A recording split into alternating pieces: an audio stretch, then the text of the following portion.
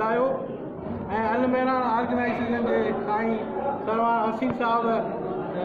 Doctor सुरूमल पहिरीं ऐं ॿी वर्सी मल्हाई ऐं हिकु वर्सी ईअं संगत खां मिस थी वई ऐं उन खां पोइ जेका साईं जी चौथी वर्सी हुन में साईं शेख साहब साईं जो किताबु छपिरायो ऐं हुनजी हैदराबाद में महूरत थी ऐं वर्सी उते चौथी मल्हाई हुई हैदराबाद में। ऐं इहो साईं शेख साहब जे मथां सहरो आहे जीअं असांजे कोस्तान जी डाखूरी किरदारु ऐं कोस्तान जी हिंदी साईं शेख साहब जे मथां आहे जंहिं साईं जो हिकिड़ो शाइरी जो किताबु जाखोड़ करे हितां हुतां करे साईं छपिरायो ऐं साईं खे जस हुजे अलाह साईं कंहिंसां आबाद करे त अहिड़नि किरदारनि सां सदाईं निभाईंदो रहे। पहिरां साथियो असांखे फ़ख़ुरु आहे त कोस्तान जो ई पहिरियों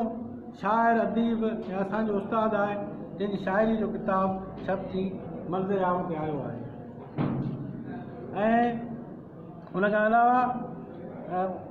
असांजी जेका यादगार कमेटी ठही हुन खां अॻे असांजी अदबी संगत हूंदी जेकी मुस्तफ़ा साईं